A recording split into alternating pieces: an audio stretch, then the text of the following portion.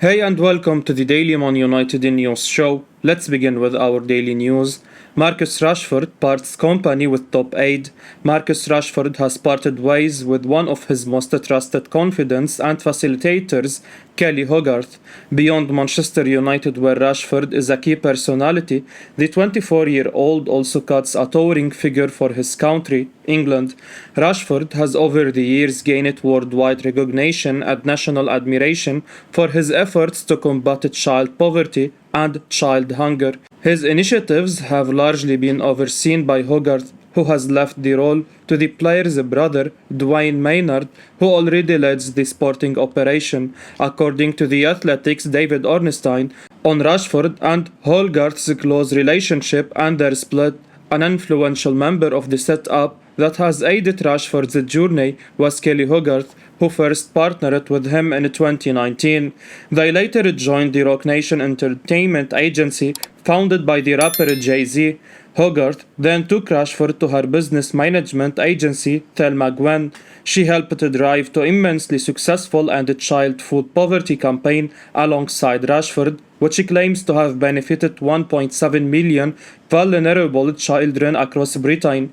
As well as the social impact work, Hogarth has covered areas including the footballers' other community initiatives, media responsibilities, commercial partnership, and brand strategy.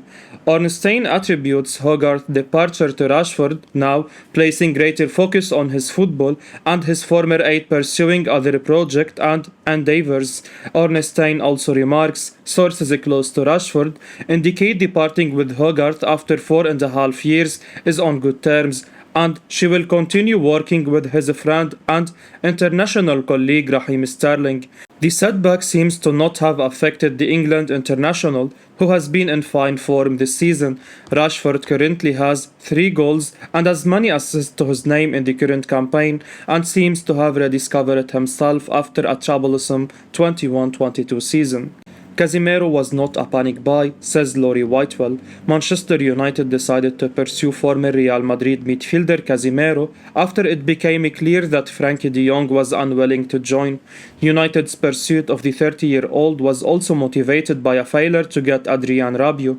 Laurie Whitewell, in response to questions posed to the Athletic by United fans, revealed that Casemiro was however not a panic buy, with lines of communication to the player being open throughout the transfer window. Casemiro's possible availability had been communicated to United at the start of the window. The player and his representatives were kept engaged with dialogue thereafter until a delegation flew to Madrid to conclude the transfer fee and personal terms in 24 hours following the Brentford defeat. On being quizzed if keeping James Garner would have offset the need for Casemiro, whether Garner should have stayed over him is a contentious argument to make. Casemiro has won 5 Champions League titles and 63 caps for Brazil. He improves the United squad, even if that comes at a significant cost. Garner is a developing player with 1 good championship season to date. As we have reported here before, Whitewell also confirmed that Garner's departure to Everton was sanctioned by Ten Hag, who did not believe he had what it took to make it at Old Trafford. Phil Jones left out of Manchester United's Premier League squad. Manchester United defender Phil Jones has been left out of Manchester United's final Premier League squad in what appears to be the final nail in the coffin for Jones' Manchester United career. He has been axed by Erik Ten Hag from the 22-23 list submitted for registration to the league. Unless the 30-year-old is registered by the Red Devils in January, he will not make another appearance, with his contract expiring at the end of this season. Jones' exclusion today represents the latest blow in his United career after he was left out of the Europa League 25-man squad. This fresh move comes after reports surfaced that the defender had been kicked out of United's ballooning dressing room to make room for new arrivals. Ten Hag has named 5 central defenders: Rafael Varane, Lisandro Martinez, Victor Lindelof, Harry Maguire, and Axel Tuanzebe. This has translated to no room for the Premier League champion, who along with David de Gea is the only remaining player from the last United team to win the league. Jones joined the 20-time English champions in 2011 from Blackburn Rovers in a £16.5 million deal as a young, exciting prospect. However, in recent years, the player has been marginalised, barely featuring for his side, while most of this has been down to injury, which has struggled with. Jones has also been largely overlooked by managers who have shown a preference for other options. Over the past 2 seasons, Jones has only featured for United on 13 occasions. While it may seem that his time at Old Trafford has come to an end, Jones still has many years ahead of him. At only 30 years old, he may yet still have a lot to offer to another team and be able to get back to doing what he loves. Manchester United number 1 David de Gea responds to criminal Dean Henderson comments. David de Gea has nothing to say about the comments Dean Henderson made of his treatment at Manchester United last season. Instead, the Spaniard is focused on giving his best in the current campaign. The England international barely got any minutes last season and joined Nottingham Forest on loan in the recent transfer window. Subsequently, the 25-year-old shared his frustration and unhappiness about his time in Manchester. Henderson claims the Red Devils did not fulfill the promise of making him the preferred choice in goal. The England international said that it was criminal that he had been on the bench for most of the 21-22 campaign. De Gea's form dwindled for United after the 2018 World Cup. The 31-year-old did not come back the same goalkeeper from Russia. The Spaniard seemed to have lost his confidence. And after a shaky 19-20 season, the end looked to be near for De Gea in Manchester. Henderson was brought back to the club in the summer of 2020 after his impressive loan spell with Sheffield United, and the 25-year-old shared minutes with the Spaniard. However, the 21-22 campaign saw De Gea get back to his best. Speaking to the media via Manchester Evening News on Henderson's comment, the 31-year-old declined to respond. "I have to do my job, to try to be better every day. I don't think it's the time to talk about our team and what happened last season. We should be more focused on the season now. I have no comments about that," De Gea said. Atletico Madrid goalkeeper Jan Oblak identified as a replacement for David de Gea at Manchester United. Manchester United are interested in Atletico Madrid goalkeeper Jan Oblak to replace David de Gea in between the sticks. The club are planning to go after the 29-year-old next summer, according to Jan Oblak. Oblak has established himself as one of the best shot stoppers in football in this time with Los Rojiblancos, and the Red Devils are willing to pay over the top to get the Slovenian. The Manchester-based club are ready to offer the 29-year-old £15.6 million wages per season, double his current salary. Joining Atletico in the summer of 2014, Oblak immediately made his presence felt in Diego Simeone's side. The Madrid-based club have had top goalkeepers over the years, including Thibaut Courtois, and the Slovenian has been one of them.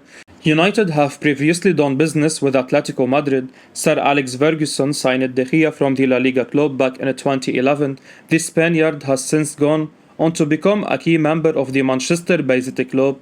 De Gea's start to life at United was shaky. The 31-year-old made some mistakes in his initial seasons. However, he soon developed into a world-class shot stopper. After the 2018 World Cup in Russia, De Gea seemed to have lost his confidence. Doubts crept in amongst the fanbase about the 31-year-old's position in between the sticks. However, last season, the Spaniard showcased the qualities that have led to his name being uttered amongst the best. Subsequently, he once again became a regular. However, there are still questions marked around the 31-year-old with regards to his distribution. Erik evidently wants the team to play out from the back. For that to work, goalkeepers need to be good with their feet. However, it's not something De Gea is known for. Oblak's effectiveness in that area is something that has been debated by fans. However, the Slovenian helped Atletico fans forget that they lost De Gea. Can he do the same at Man United in the future? Only time will tell. Representatives of Santiago Arias are not in negotiations with Manchester United. Manchester United are not believed to be in talks for Santiago Arias. The representatives of the Colombian are not in any negotiations with the Red Devils, according to journalist Pepe Sierra on Twitter, while the circle of people close to Arias have skepticism around the United links. The player can negotiate on his behalf. The 30-year-old is currently a free agent after leaving Atletico Madrid. Arias made his way to the Spanish capital in the summer of 2018 from PSV Eindhoven, where the 30-year-old has spent the majority of his career. However, he failed to establish himself as a first-team regular under Diego Simeone. The Colombian subsequently went on loan to Bayer Leverkusen for the 2021 campaign. However, Arias featured just once for the Bundesliga outfit before being ruled out for the rest of the season due to an injury. In the previous campaign, the 30-year-old was again loaned out. Arias joined Garnata in La Liga. However, a lack of game time and injuries followed the Colombian. United currently have Diogo Dalot as the regular. The Portuguese has cemented his place in the starting 11 since the arrival of Ralf Rangnick. The other option at the Gaver's disposal is Aaron Wan-Bissaka. The 24-year-old was the first choice under Ole Gunnar Solskjaer. However, the Norwegian manager's dismissal has relegated the right back to the bench. Arias is a player who would add depth to the squad. Ten Hag does not seem to fancy Wan-Bissaka. Thus, the team evidently needs more bodies, with the campaign along one due to the World Cup in Qatar. Fabrizio Romano addresses Kylian Mbappe to Manchester United rumours. Fabrizio Romano has addressed rumours linking Kylian Mbappe to Manchester United. Mbappe signed a new contract at PSG in the summer, all but ending speculation that he would be leaving the club. However, rumours of Mbappe leaving are still circulating, with Marca, via Sport Witness, reporting that multiple clubs are interested in signing Mbappe, including Manchester United. Now, Fabrizio Romano has addressed the rumours linking Mbappe to Manchester United, speaking to Count Offside via his Substack column. Honestly, at the moment, there is nothing between Man United and Kylian Mbappe. Mbappe has only recently extended his contract with PSG, so I think it makes little sense to discuss any club at the moment, including Manchester United, said Romano. Romano confirmed that Manchester United did try for an attacker this summer and will try again next summer, but it's unclear as of now if they will pursue Mbappe. For the time being, United fans are looking to see their team compete with the best once again, and Erik Ten Hag's appointment has been an exciting one. After initially losing the first two games of the new season, the Dutch manager and the Red Devils have been able to turn the tide. The Liverpool game started United's four-game winning run in the league. The Manchester-based club have also added experience to the side. The likes of Casemiro and Ronaldo have multiple Champions League titles to their names. Hopefully, we can get back to our high days in the coming years. It will be interesting to see where Mbappe ends up next in his career. Erik Ten Hag says, second game a must-win as Manchester United face Sheriff in Europa League. Manchester United face Sheriff in the Europa League in the second fixture of the group stage. Erik Ten Hag has put emphasis on winning the game after having lost the opening match against Real Sociedad. Speaking ahead of the game in Moldova via Manchester Evening News, the gaffer claimed every game is a must-win for the Red Devils. Ten Hag also hinted at fielding the strongest team against Sheriff.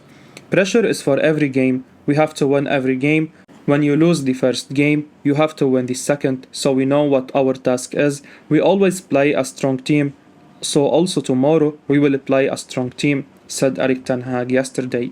United were on a 4-game win streak before losing to Real Sociedad. The Red Devils endured a bad start in the Premier League. However, the gaffer and the team were able to turn things around. After losing 4-0 to Brentford, Ten Hag made some bold decisions, dropping the likes of Harry Maguire and Cristiano Ronaldo to the bench, and since then, we have beaten the likes of Liverpool and Arsenal with an almost unchanging lineup. However, for the Europa League game against the La Liga outfit, the manager decided to shake things up and give certain players minutes to play. It meant Maguire and Ronaldo came back to the starting 11. We failed to create opportunities against Sociedad. What team Ten Hag chooses to field against Sheriff remains to be seen. The 3 points are crucial. It's the last match before the international break. Hopefully, the team can get the job done in Moldova. I will be uploading daily Man United news, so keep your eyes on the channel and don't forget to like and subscribe. I appreciate your support. Peace out.